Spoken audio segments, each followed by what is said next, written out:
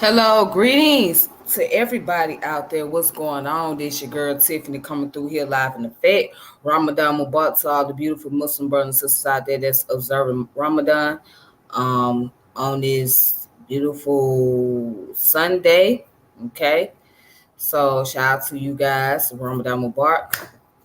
All right. Today I want to focus on the topic that's not often talked about, especially within the the Black community, conscious community, right? Now, let's go ahead. Let's start with the Nation of Islam for a moment. So we hear about the Nation of Islam. We know about Elijah Muhammad, right? We know about Farrakhan, correct? But what many don't know is about Elijah Muhammad's son, or one of his sons, which is Warith Deen Muhammad. Okay. See, let's go into a little background story about this. Elijah Muhammad passed away around 1975, I believe. Okay. So after he had passed away, his son took over the Nation of Islam, not Farrakhan, his son. So he was the next in line. So Warith Deen Muhammad stepped up and took over as leader. And the original Nation of Islam, which was under Elijah Muhammad, that was now under his son, was converted into Orthodox Islam. Okay, so that's where the American Muslim Society come in. All right. So the name has been changed multiple times. They go by a different name now, but at one point it was called American Muslim Society. That's where the Nation of Islam fall under. All right. So Muhammad Speaks newspaper became Bilal's newspaper. All right. So all of that, all the teaching of Elijah Muhammad was transferred over into Orthodox. Then that's when Farrakhan started his own version of the Nation of Islam. Okay. So the Nation of Islam that you guys know of under Farrakhan, that's Farrakhan's version. That's not the original Nation of Islam. That's Farrakhan's version of Nation of Islam. All right. He created his own ideas. He took the teachings of Elijah Muhammad, right? Now he took the teaching of Elijah Muhammad. He started off his own newspaper, which is called Final Call. That was his newspaper. That was not Elijah Muhammad's newspaper, because see, Elijah Muhammad didn't have the Final Call. The newspaper was called Muhammad Speak, which was actually founded by Malcolm X. See, Malcolm X was the one that founded that newspaper, Muhammad Speaks. All right. So Farrakhan, he took over the Nation of Islam. Or, he started his own version of Nation of Islam around 1977, 1976, right? Because he wanted to keep it going, okay? He didn't want Elijah Muhammad's teaching to just go non-existent. He wanted to keep Elijah Muhammad's teaching going. And that's exactly what he did. And then from there, you got different versions of the Nation of Islam. You got the new Nation of Islam. You got the what's the other one? You got the new Nation of Islam. You got Arab Muhammad's version of Nation of Islam. You got Salis Muhammad, Nation of Islam. And then there's another guy from Kansas City.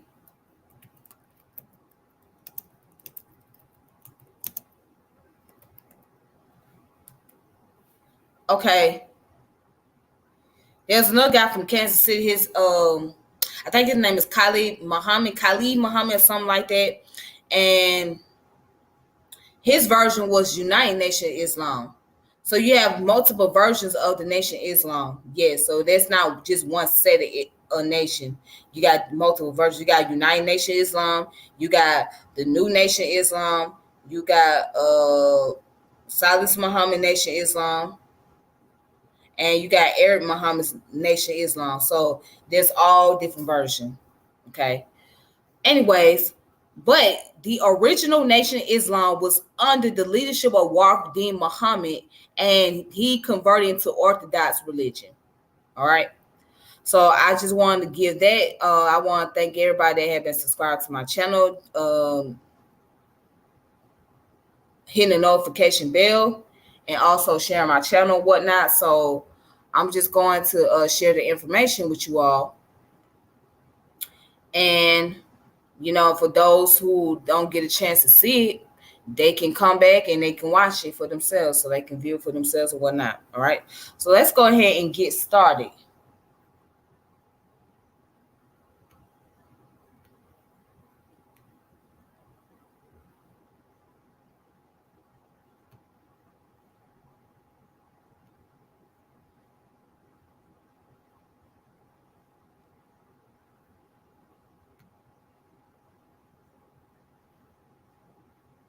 All right. So that's a picture.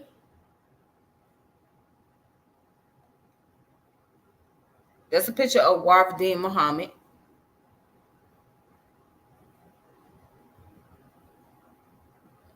That's him, who is the son of the late Elijah Muhammad. So let's look at the story.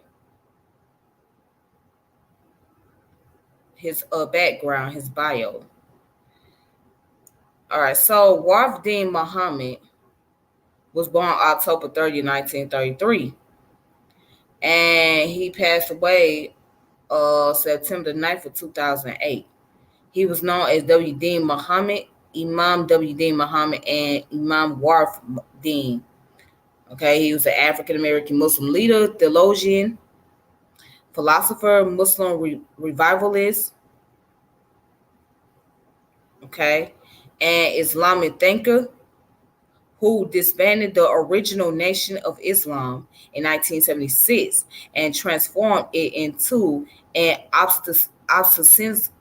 ostensibly Orthodox mainstream Islamic movement, the Balahiyans, right? That's what it started off as, the Balahiyans, in 1975. World Community of Al-Islam in the West from 1976 to 1977, American Muslim Mission from 1978 to 1985, which later became the American Society of Muslims. He was the son of Elijah Muhammad, the leader of the Nation of Islam from 1933 to 1975. All right. So anyways, it says he became the national leader of the Nation of Islam in 1975 after his father's death. He rejected the previous deification of Warith Farah Muhammad, accepted whites as a fellow worshippers, forged closer ties with mainstream Muslim communities, and introduced the five pillars of Islam into his group theology. All right. So then it goes on to say splinter groups resisted these changes formed after Elijah Muhammad's death, particularly under Louis Farrakhan, who in 1978 would revive the name Nation of Islam for his organization.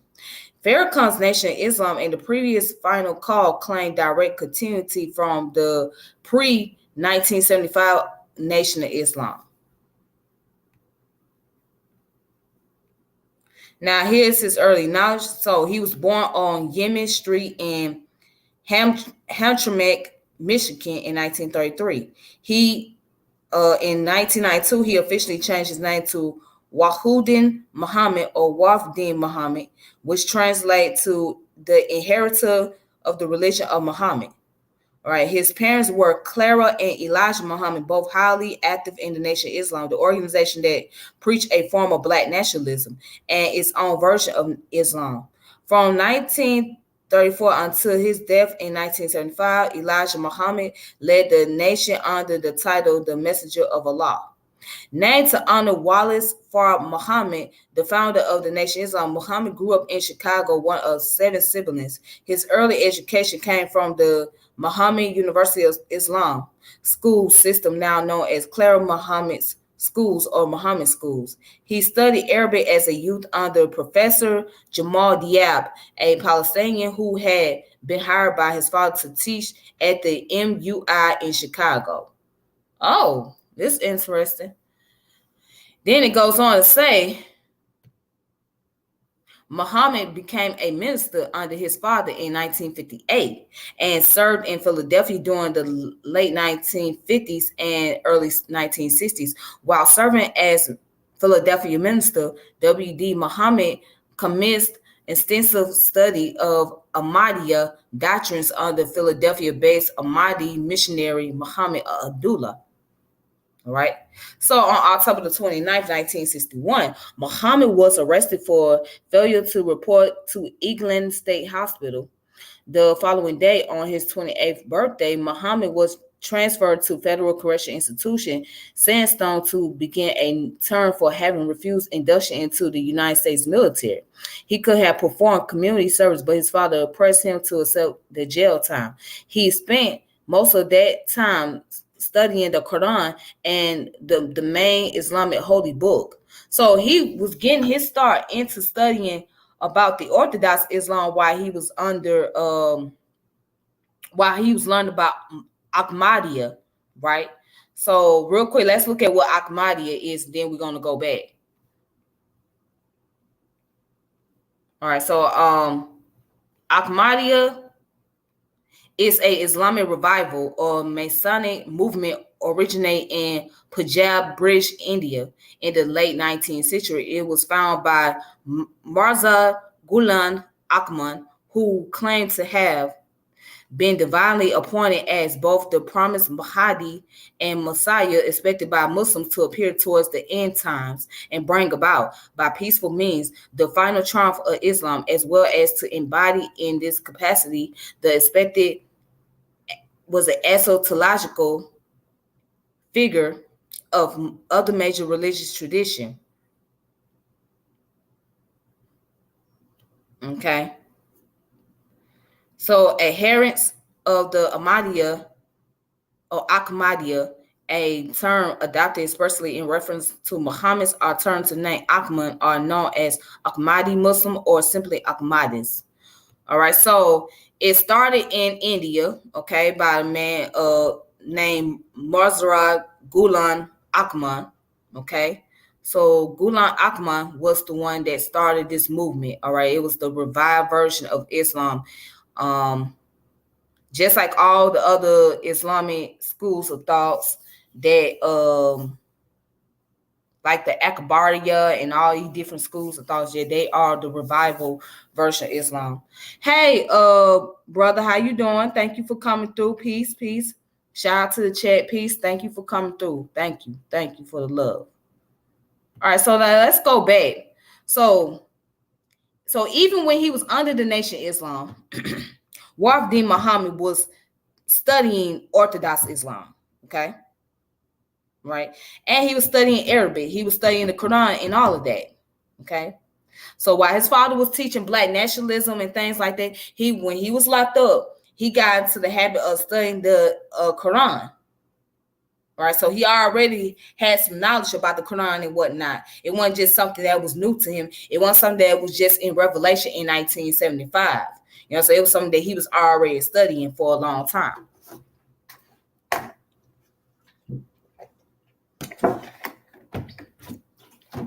Always gotta drink water. Okay. So yep. Right here it said he spent most of that time studying the Quran and the main Islamic holy book. So the Quran, by being the main holy book, he spent most of that time studying it while he was locked up. But prior to that, he was learning Arabic. Okay, and who did he learn Arabic from? From Professor Jamal Diab, who was a Palestinian. That was the person that taught him Arabic. So he was already knowing this stuff. He already had some ideas about Orthodox Islam and the Quran, the Hadith. He already had that idea on. He just never put it into the forefront until he became convinced that the Nation of Islam had to change. And in 1963, he was released from prison and resumed studies under Muhammad Abdullah, close also to Malcolm X, who the Nation of Islam had expelled. He found that by this time, his viewpoints deviated significantly from those of his father, who he no longer believed to be a prophet. Because of this conclusion, he was excommunicated 5 different times, yet by 1974, he was returned permanently to the Nation of Islam. So because he didn't believe that his father was a prophet, and he no longer identified with that idea, or even Warith Deen Muhammad being Allah, they excommunicated him. They told him, oh, you can't say that. Oh, you just going to say that Elijah Muhammad is not a prophet? Oh, no, we got to let you go. So they kicked him out several times, and then finally they let him back in. He stayed for good.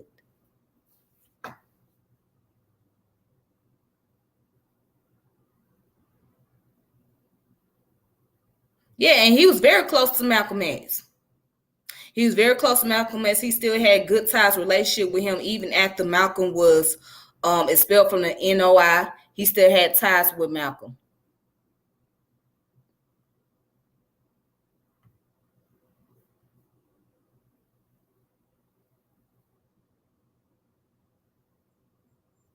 All right, so watch this: leadership and ministry. So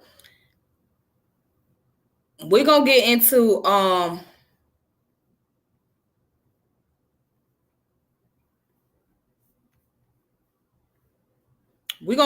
more about the American Muslim Society.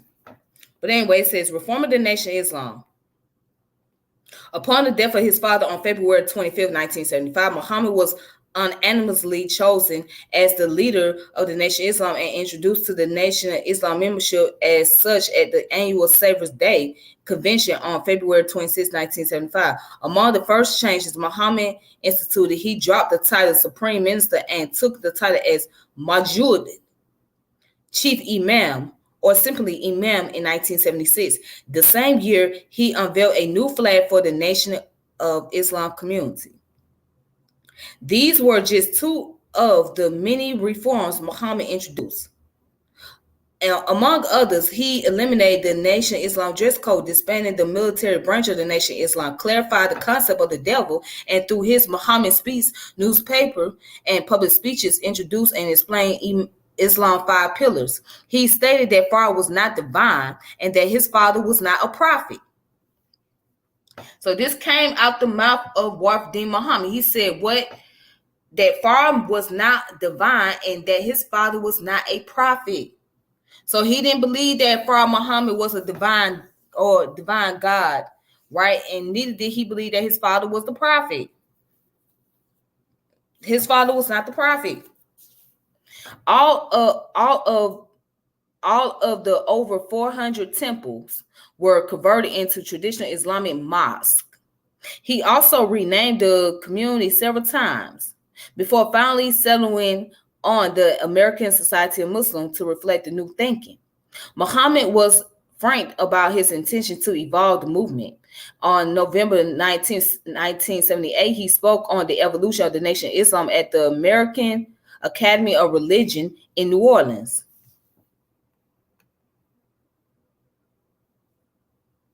All right. So it says Muhammad changes reached deep into the philosophy of the movement his father had led for so long. He rejected literal interpretation of his father's theology and Black separatist views, and on the basis of his intensive independent study, history, and theology, he accepted whites as fellow worshipers. However, he also encouraged African Americans to separate themselves from their past. In 1976, calling upon them to change their surname, which were often given to their ancestors by slave masters. He forged closer ties with mainstream Muslim community, including Latinos. He also decentralized power. On September 10th, 1978, in an address in Atlanta, he resigned as chief imam and appointed a 6-member council to lead the community. All right. It says Muhammad felt quite keenly his role in reform. In an interview published in the Muhammad Speaks newspaper and conducted by his brother Jabir Herbert Muhammad, Muhammad described his role as successor to their father as that a Majid, one who would watch over the new Islam community. In 1979, he used the title Majid on his byline in his weekly articles for the Balalian News, which was formerly known as Muhammad Speaks. Warith Deen Muhammad gained widespread support among the international Muslim community, but his changes to the Nation of Islam were not universally accepted. A number of dissenting groups resist, most notably those who follow Louis Farrakhan and breaking ranks with Muhammad. This group revived the name Nation of Islam in 1977. In 1995, Muhammad released a statement expressing concern about Farrakhan's motivation and the racial divisiveness of his ministry.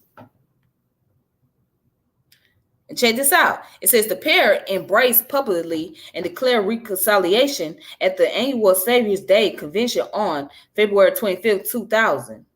But on August 10th, 2007, Muhammad repeated his frustration with the separatist stance of the current Nation of Islam, stating that its leaders had for the last 10 years or more just been selling wolf tickets to the white race and having fun while they collect money and have fancy lifestyles.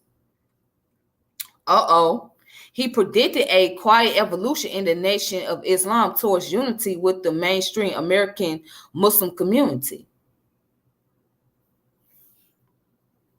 Well, here's the thing. People don't want to talk about that. They don't want to talk about how the Nation of Islam, the original Nation of Islam, went under the change of Farah Muhammad. I mean, not Farah Muhammad, Warith Deen Muhammad. Why they don't talk about that? Ask anybody, why do they not talk about the American Muslim of society? Why they won't talk about Warith Deen Muhammad? You know what I'm saying? Ask anybody from the Nation of Islam or ask anybody from the Black community, right, that are historians, why they do not discuss this, why they do not discuss the transition that has taken place, why they won't speak on that. Now, I'm going to talk about it for a little bit. I have had an opportunity and chance to actually get around some members that were a former member of the Nation of Islam that converted into the Orthodox Islam. That was under the Warith Deen Muhammad. As a matter of fact, I remember I was coming from work one day, and there was an elderly man. He was in the wheelchair. A nice man, very nice man. We was waiting on the bus or whatnot. And he said to me, hey, what's your name? And I told him my name. I said, my name Tiffany. I forgot the gentleman's name.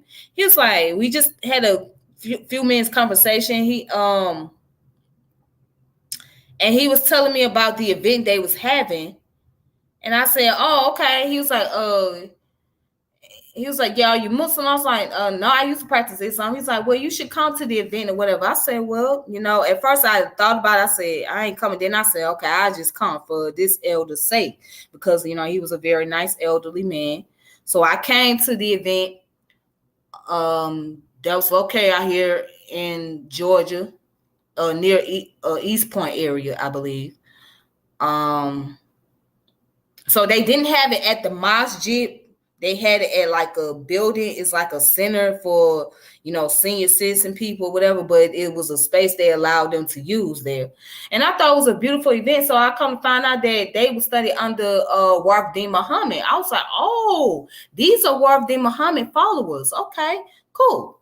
So, it was beautiful just sitting there, eating the dinner and then watching the brothers and sisters recite the Quran. They had the brothers coming up there reciting the Quran. Then they had a sister reciting the Quran. And I thought that was a beautiful thing. Just a beautiful gathering just to see the people come together as a unity and whatnot. It was beautiful.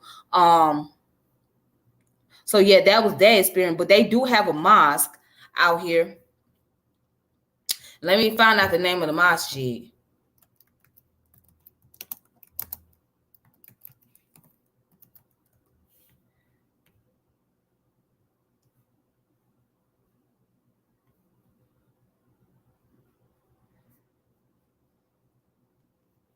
Hold on.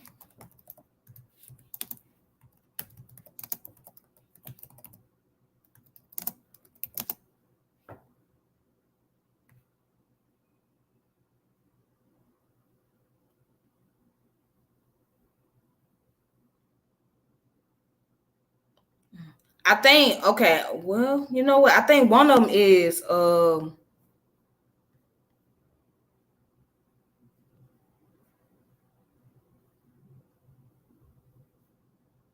Okay, one of them is the Atlanta Mosque of Al Islam. All right, so that was the mosque that was opened by him, I believe. Yep, the Atlanta Mosque of Al Islam, and then there was another one.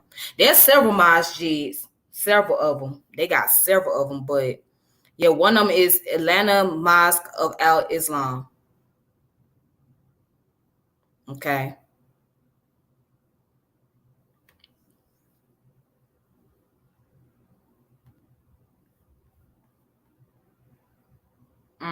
So, um, so I never got a chance to go to that mosque, but yeah, but anyways, that's one of the buildings that is under that was founded by Warith Deen Muhammad, and the other masjid that is in the West End area founded by Imam Jamil Alamin, which is H. Rap Brown. So that's his mosque that's in the West End. But yeah, there was what was the name of that masjid? It's out in East Point. It's called, I think it's called Bahania. I think that's the name of the mosque. Yep.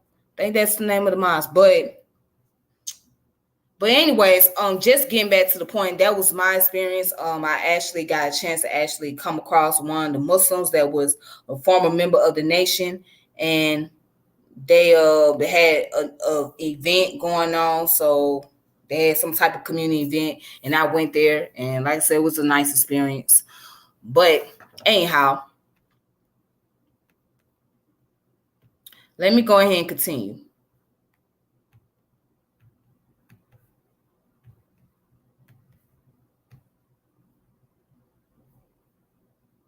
All right, so it says building ties within the Muslim community. Check this out. Muhammad was intended on strengthening bonds between his movement and the wider American Muslim faith community, as well as with followers of Islam abroad. It was his goal to align American Muslim with Sunni Islam. In 1976, he took delegation to Guyana on an official state visit to meet the Prime Minister Forbes Burham, and then President of Guyana Arthur Chung, during which he forged ties with the Ahmadiyya Muslim community in the region. In 1985, he met in Geneva, Switzerland, with Dr. Mohammed Ahmad al-Sharif, Secretary General of the World Islamic Cause Society of Libya, and Dr. Abdul Hakim Tabibi, and Afghan Mujid, or Majad, or was it Mujid? I think that's how you pronounce it. Anyways, to discuss areas of future cooperation with the World Islamic Cause Society and the Muslim Community of America, he hosted Grand Mufti Abdullah Mukhtar, the leader of and established 60 million Muslims at Masjid Bilal during the first visit to the United States in 1994. In 1999, he was elected to the Islamic Society of North America's Shura Board.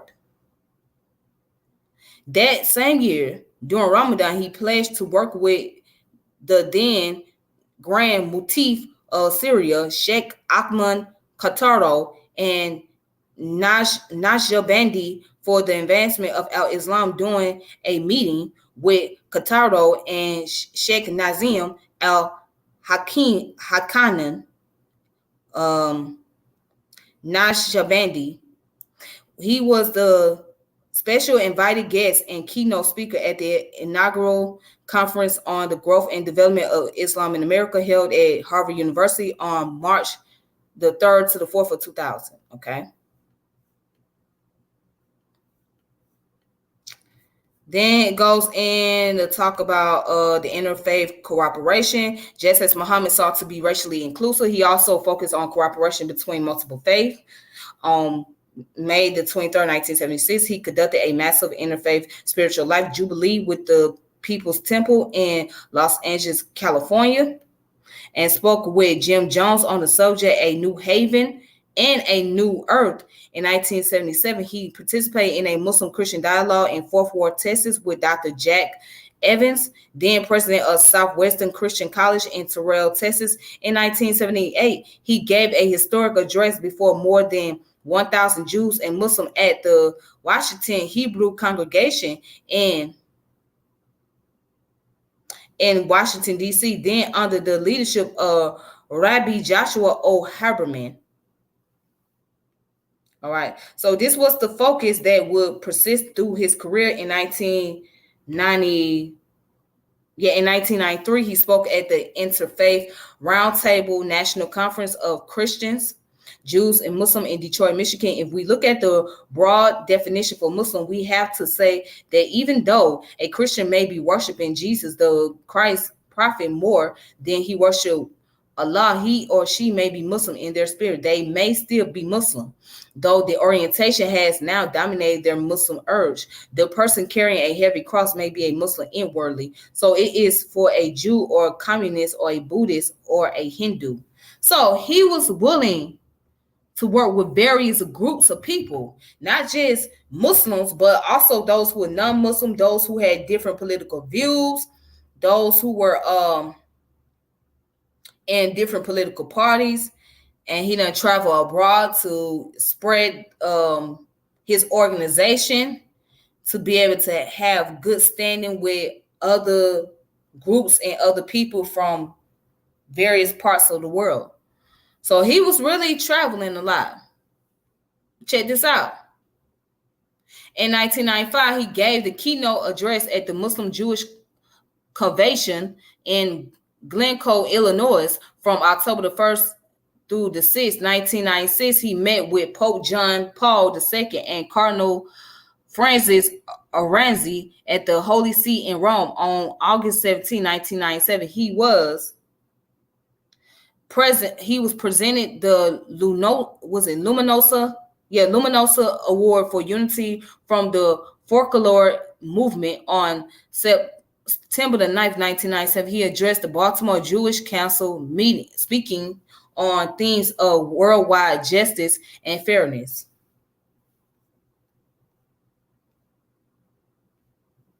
All right.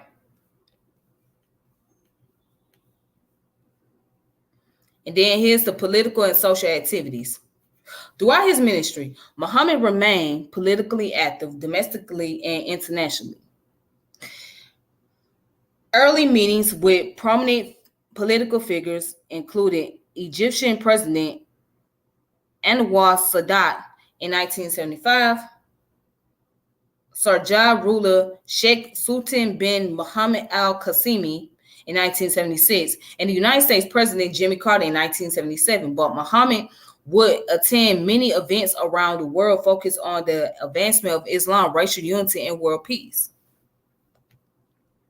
And say that he was the only American invited and the only American to attend the 10th Annual Islamic Conference of Ministers in May of 1979 in Fez, Morocco. In April of 1988, he participated as the representative of Muslims, Americans in the political and religious leaders campaign for planetary survival in Oxford Town Hall. Later that year, he was among 100 leaders in religion, government, business, law, and philanthropy who gathered in Williamsburg, Virginia during the Williamsburg Charter Foundation First Liberty Summit.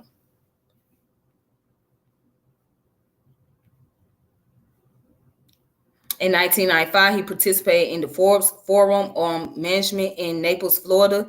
In 1996, he participated in the National Discussion on Race and Reconciliation, sponsored by National Press Club in Washington, D.C. In late 1997, he attended the Organization of Islamic Cooperation in Tehran, Iran, and he participated in the Religious Community and Moral Challenge of Poverty Roundtable discussion convened by former U.S. Senator Paul Simon in 1998, Carbondale, Illinois.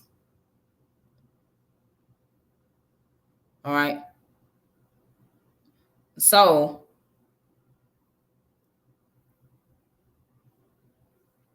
as you can see, there's a lot of information as far as his political involvement. I don't have to go any further. All right. So Going down to here where it says his Islamic beliefs and ideology, fiqh, while emphasizing unity within the Muslim community, Warith Deen Muhammad called upon the American Muslim community to establish a new school of fiqh, a code of conduct for the observance of rituals, morals, and social legislation in Islam. He told the Islamica magazine in 2008 that he felt that the Mahab, the schools of thought within fiqh, were geographically influenced and should be regionally developed, suggesting that I think we are gradually getting a sense of mahabs in America, especially those like me. We are getting a sense of mahabs, and with the coming generation, I think we will be getting a much stronger sense of it. It is coming more and more. So, imagery and color symbolism. Muhammad was sensitive to the potential impact caused by the use of images and symbols in religion. In a 1975 article, he explored this topic, and in 1976 published the first article on the subject of Balahian newspaper, which later became the Muslim Journal, titled A Message of Concern. This article has run in every copy of the publication since. He spoke about the subject as well. For instance, in a June 17, 1977 Friday service, he taught on the meaning of colors in scripture and the natural powers of black and white, describing ancient scriptorial symbolism and its effect on modern day scriptorial and religious interpretation. He also elaborated on how colors in scripture has triggered racist influence in religious societies. In 1977, he formed the Committee for the Removal of All Images that attempt to portray the divine. So he was really making a lot of changes.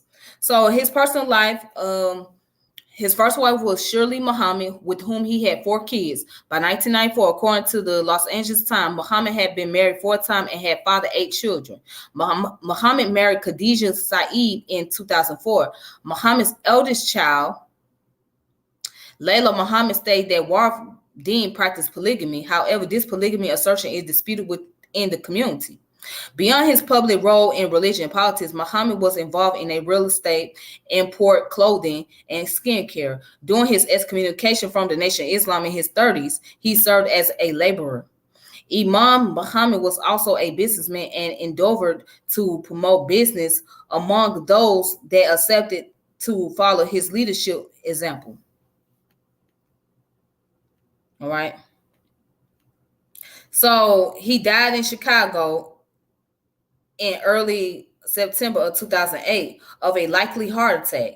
His body was found in his home by his assistant Rafa Muhammad on Tuesday, September the 9th. In addition to cardiovascular disease, Muhammad suffered from diabetes. According to the Final Call newspaper, the Janazah prayer service was delayed for close to an hour so the huge crowd that had assembled could be organized and situated.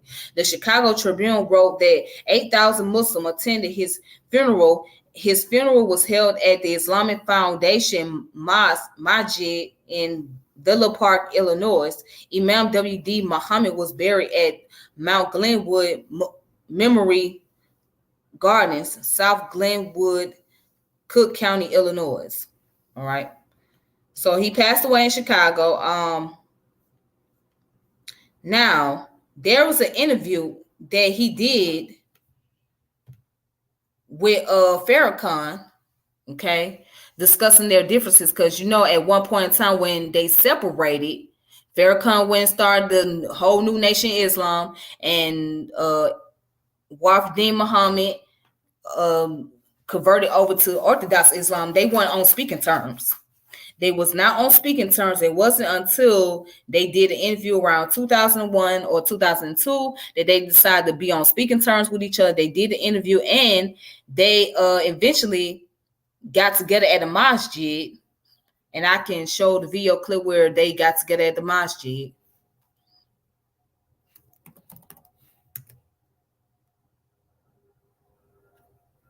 Okay. Let's look up. Let me look up.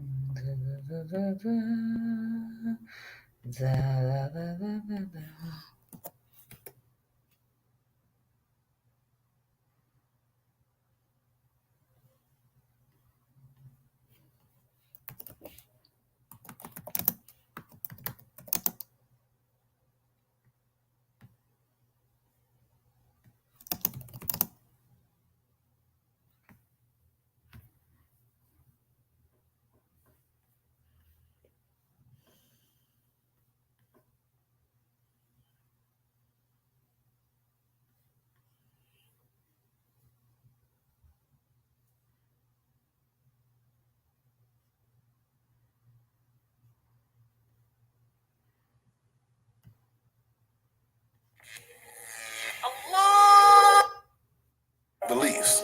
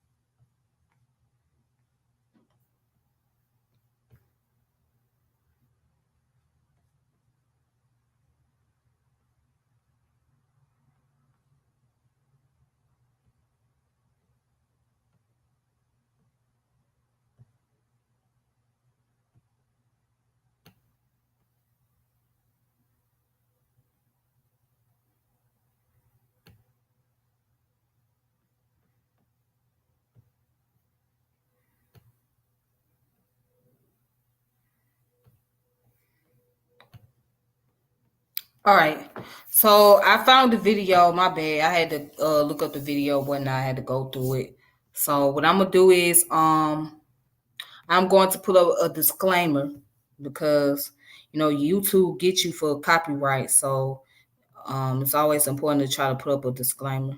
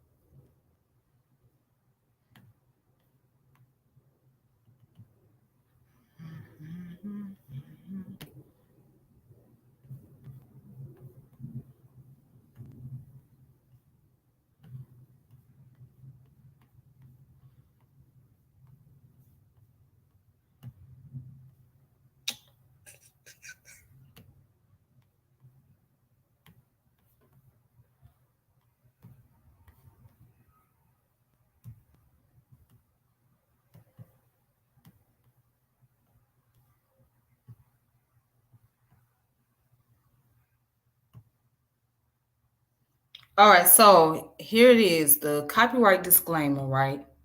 Y'all can see that. It says copyright disclaimer under section 107 of the Copyright Act of 1976. Allowance is made for fair use for purpose such as criticism, comments, news reporting, scholarship, and research. Fair use is a use permitted by copyright statute that might otherwise be infringing. Nonprofit, educational, or personal use tip the balance in favor of fair use. Okay, so that is the copyright disclaimer, etc. Now, what I'm about to do is play the video. It's a short clip of Warith Deen Muhammad and Louis Farrakhan on Savior's Day. So they're meeting up with each other. So it's an 8-minute clip. All right. So I'm gonna go ahead and play this video for you guys. Okay.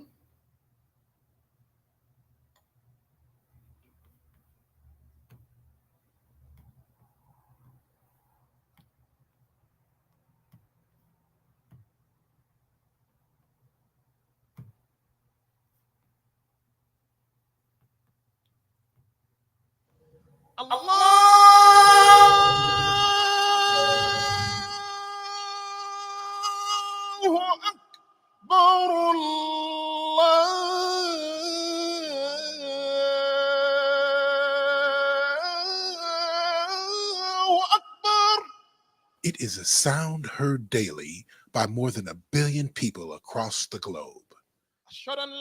For Muslims, it is a call to prayer, a call to success, a time to join together as one for the sake of God. Communities from every walk of life have heard this call, but nowhere has it been heard louder than in the African American communities of America.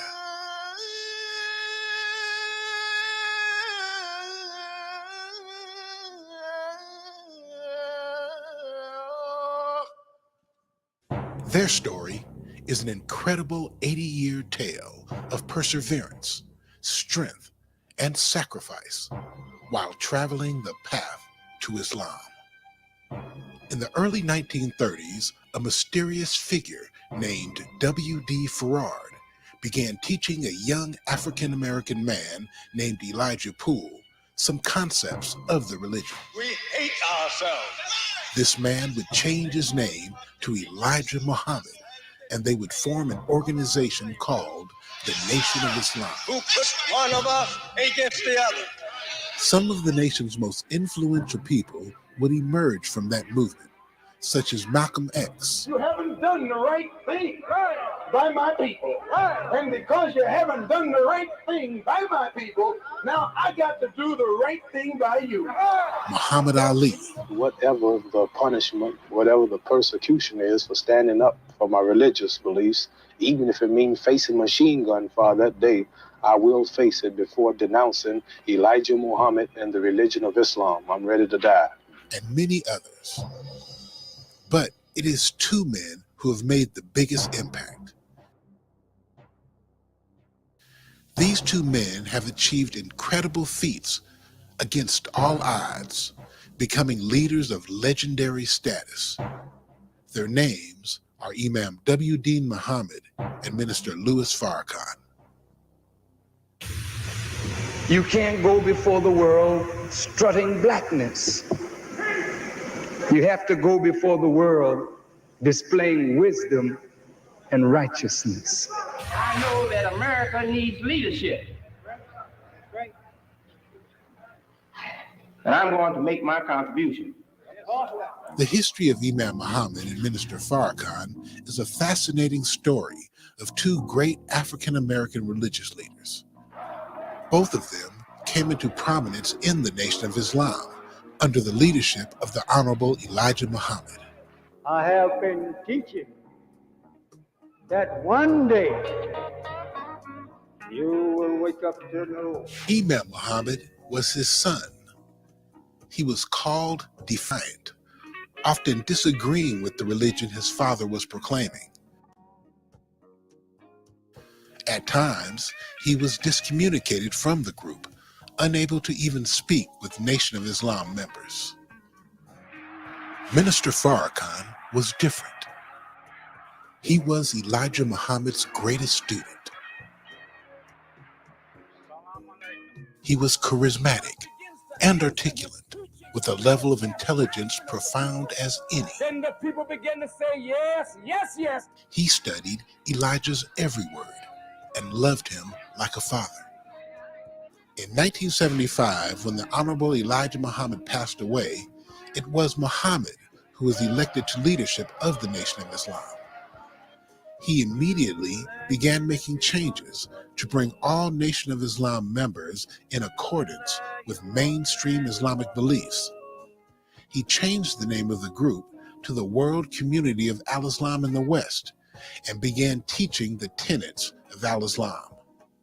Although an estimated 1.5 million followers made this conversion, everyone wasn't ready to let go of the Honorable Elijah Muhammad's profound teachings. In 1978, Minister Louis Farrakhan split from Imam Muhammad to rebuild the Nation of Islam. See, we don't speak of Elijah Muhammad as dead. We don't say the late Elijah Muhammad. How could the man be late when his wisdom is so on time? His success would be overwhelming.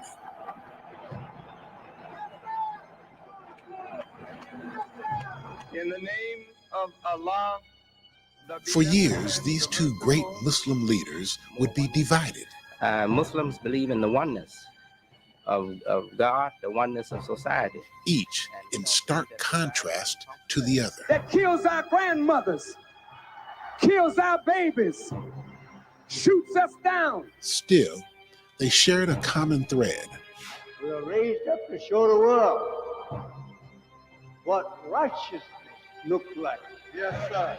A bond that could never be separated, no matter the differences, no matter the time. In February 2002, these two great leaders came together in Los Angeles, California. Fittingly, it would be at Juma prayer during Savior's Day weekend. Thousands would be in attendance as Imam W. Deen Muhammad would lead a historic Juma prayer. The two leaders would join in Salat, Assalamu alaikum wa rahmatullah. Assalamu alaikum wa rahmatullah. a sight seldom, if ever seen, by the American public.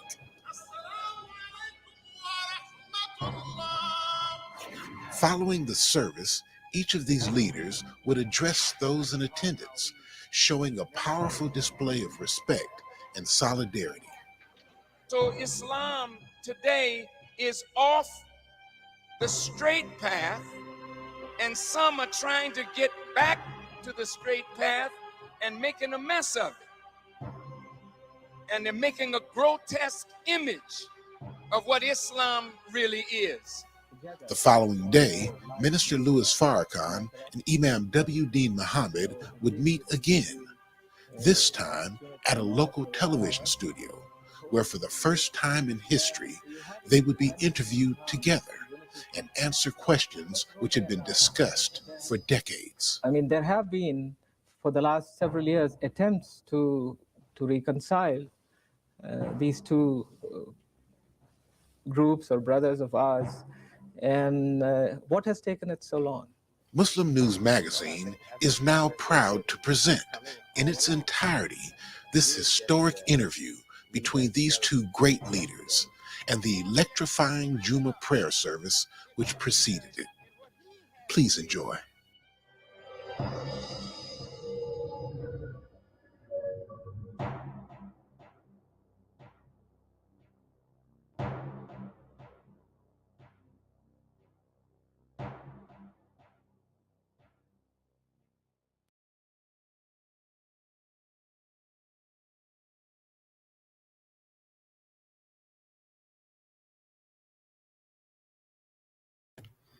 All right.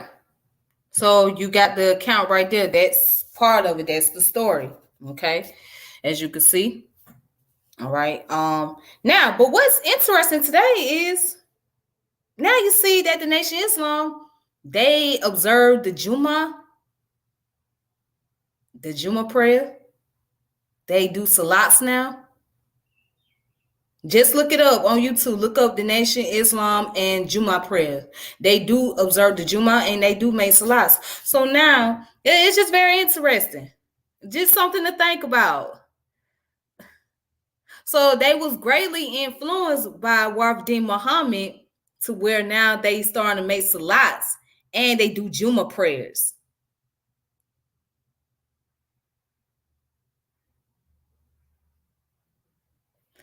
That's simply amazing. I mean, hold on, let me pull that up. I can show you the YouTube channel and all of that.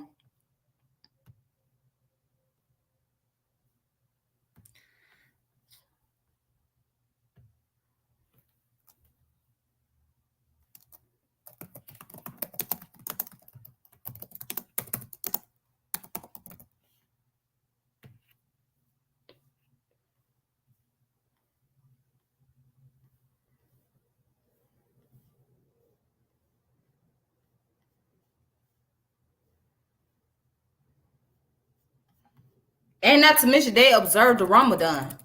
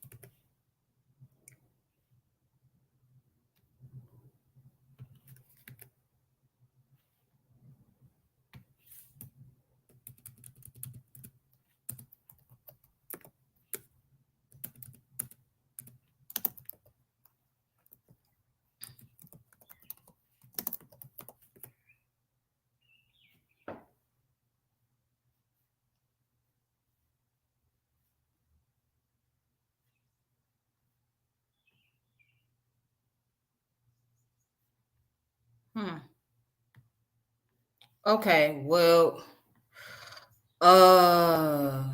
let's see. I can't even find the channel because they had a Nation Islam channel on here. Unless YouTube done took it down.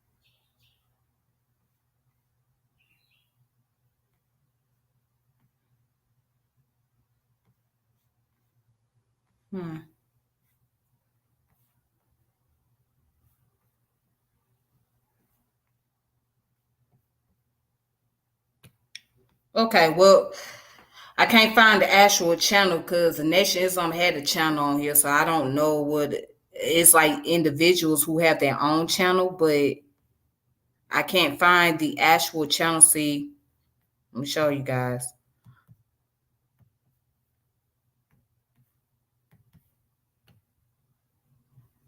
Yeah, I can't find the actual channel of the Nation Islam. They had their own channel on here, so maybe it was taken down by YouTube. All I see is the New Nation Islam, but for some reason I can't find the NOI.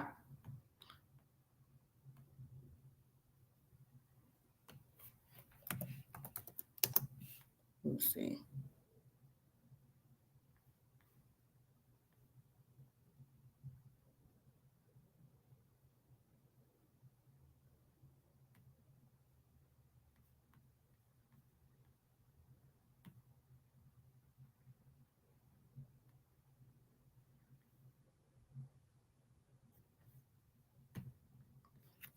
Yeah. Okay, well, obviously I can't find the individual channel. Yeah, but they did. It was a channel. It was the NOI channel, and they had the Juma service and all of that. Like I said, maybe YouTube done took it down because YouTube been giving them hell. So yeah, especially with the fact that Farrakhan, you know, they be trying to take down videos with anything they got Farrakhan on there because they don't want no Farrakhan videos around, especially on Facebook, Twitter, Instagram. Yeah, they've been trying to take it down, but you know, people would try to post them back up or whatever. So I couldn't find the video, but unfortunately, yeah. But yeah, they observe the month of Ramadan, and they do practice Juma. They do all of that along with their whole Scientology. Yeah, so they incorporate a lot of things now more than ever. Okay.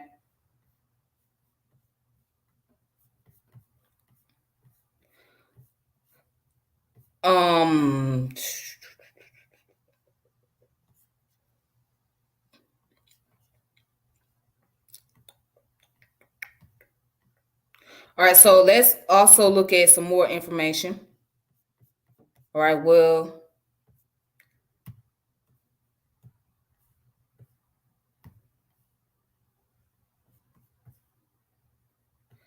so let's see. I have a book here that I am going to post for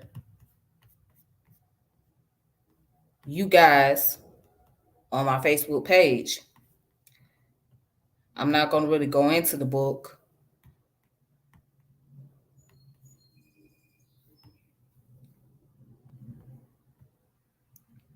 It's called The Americas of the Muslim, Imam W.D. Muhammad, Islamic Reform and the Making of American Islam by Muhammad Fraser Rahim. All right. So that's the book right here. Okay. That's the book.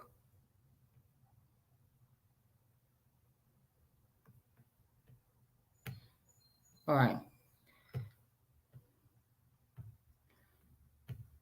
Now, I have the article, which is called The African American Islam Reform, Black Muslim and the Universal Ummah. Okay. Which was come from the website of the Pluralism Project, Harvard University.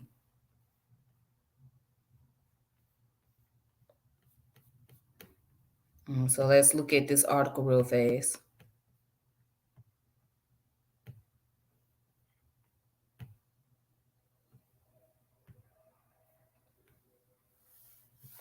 All right. African American Islam Reform, Black Muslims and the Universal Ummah. African Americans makes up 20% of the total Muslim population of the United States today. The term Black Muslim, coined by Dr. C. Eric Lincoln in 1956 to refer specifically to the Nation of Islam, is a label that today blurs the complex picture of Muslim groups in this community. Most African American Muslims now identify themselves with the worldwide Muslim Ummah, adopting the beliefs and practices of mainstream Islam, whether as Sunni Muslim, Shia Muslim, or if they reject such distinction altogether as Muslim Americans. The indigenous history of Islam is a fascinating, complex, and uniquely American story. So in the mid-1960s, Malcolm X broke ties with the Nation of Islam when he became dissatisfied with its leadership and non-Islamic teaching. Then in 1975, Warith Deen Muhammad succeeded his deceased father, Elijah Muhammad, as leader of the nation. Warith Deen Muhammad began a rapid transformation towards more orthodox Islam, beginning with the assertion of the Tawhid. He explained the strange teachings of his father as necessary for building the dignity and identity of African Americans, preparing the way for them to embrace true Islam. He renamed the group the World Community of Al-Islam in the West, and then the American Muslim Mission. Imam Muhammad courted the world Muslim community, urging other African Americans leaders to gain greater Islamic education and to work towards interracial and interreligious cooperation. So many Muslims formerly affiliated with the Nation of Islam described the first years after the death of Elijah Muhammad as the transition to Islam. Temples became mosques, racial barriers were destroyed, the practices of global Muslim community were introduced. Today, a few decades after the transition, the ministry of Imam W. Deen Muhammad published the weekly Muslim journal, broadcasts weekly radio and television shows, run over 20 full-time Clara Muhammad schools, and has affiliated mosques in over 100 cities. The vast majority of the nation's membership followed this transition, and today over 2 million African Americans are now part of the worldwide Muslim Ummah. Okay. Certain African American sectarian groups continue to draw supporters, although some of the views advocated by these groups are regarded by most Muslims as heretical, or at the very least non-Islamic. Other Muslims sees these as stepping stones to the path of true Islam. In 1977, Minister Louis Farrakhan revived the old Nation of Islam, restoring its organization in the University of Islam in Chicago. He claimed that the Honorable Elijah Muhammad commanded him to continue leading the chosen Black race to liberation from slavery. The Nation of Islam, with over 60 affiliated mosques and perhaps as many as 20,000 members, has successfully organized a security company, continues to support Black businesses, enterprise, and drug-free neighborhoods, and publish the Final Call newspaper. Although maintaining the Nation of Islam doctrine and ideology, in recent years, some members have begun to pray traditional Muslim prayers and to fast during the month of Ramadan, in addition to the nation's December fast.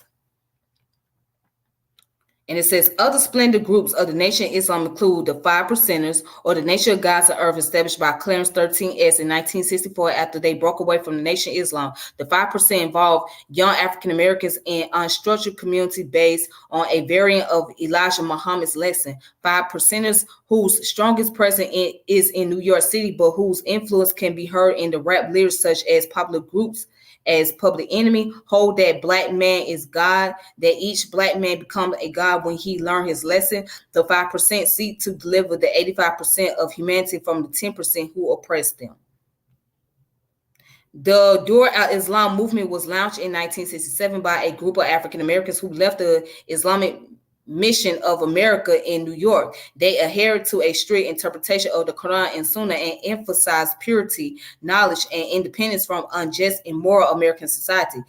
Guided by Imam Yahya Abdul Karim, this group formed a federation of mosques around the country in the 1970s.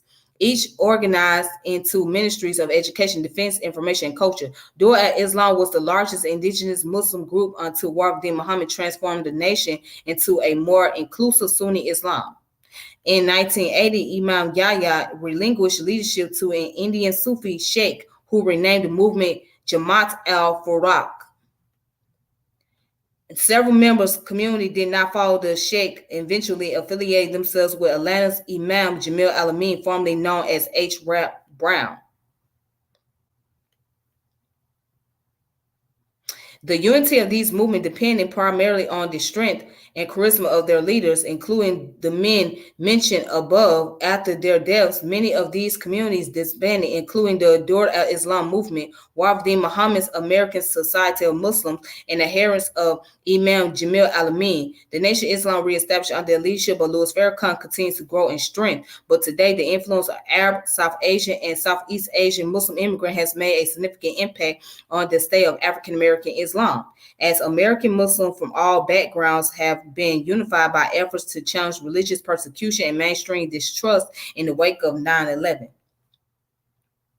Though the early years of the 21st century, African American Islam continued to have its own face through the work of such organizations as the Muslim Alliance in North America and Project Downtown.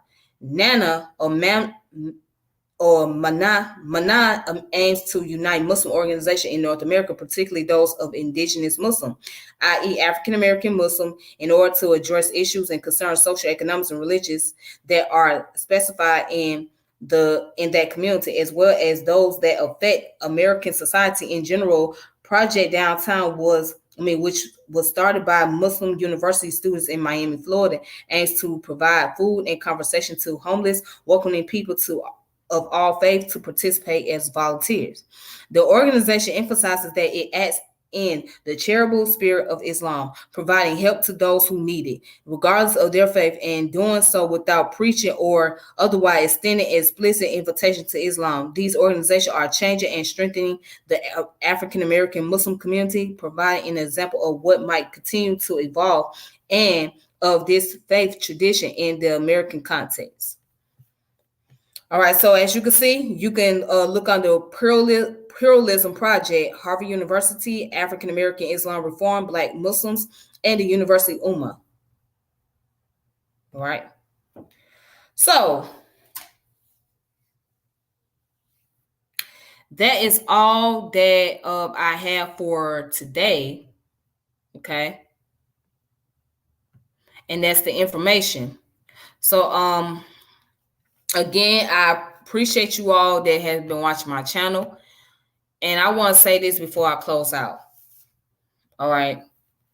You know, I think that it's not really fair if you're going to discuss the history about Islam or just about Islam in the Black community, that you exclude people like Imam Jamil al-Amin and Warith Deen Muhammad out the conversation. I mean, it's just not fair. It's not fair to just talk about the Islamic community in the Black community and not talk about Imam Jamil al-Amin or Dor al-Islam and Warith Deen Muhammad. You can't exclude those people because they are part of the Black community, whether you guys don't like the fact that what type of principle they stand on. I mean, Imam al-Amin, right, Jamil al-Amin, he was, you know, he came from the school of radicalism. He came from the school of the revolutionaries, the Black Panther Party. So he brought that Black Panther mindset into the Islamic culture or the Islamic community. So when he opened up his mosque in Atlanta, which was the West End Community Mosque, right? And as you can see, there's a lot of Muslims over there, and a lot of the Muslims come from that Black revolutionary background. So if you see the new Black Panther Party, a lot of them are Muslims, okay? Or they carry on the Islamic name, all right? You know what I mean? So he came from that era, and he kind of brought that mindset into not only just be about the Islamic community, but also be about race first, being able to look out for your own in your neighborhood, you know, defense and whatnot, similar to Dor al-Islam. You know what I'm saying?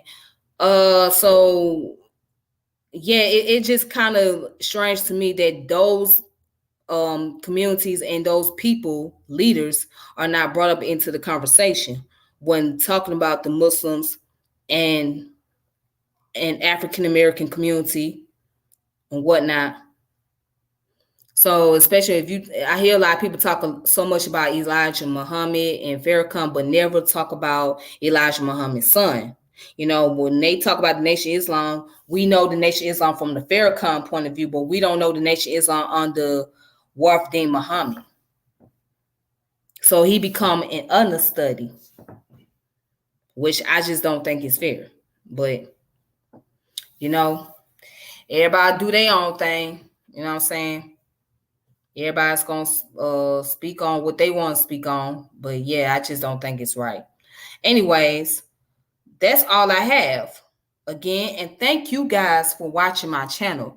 Thank you for subscribing to my channel and sharing the channel, hitting the notification bell. And until next time, I will come back and do more videos.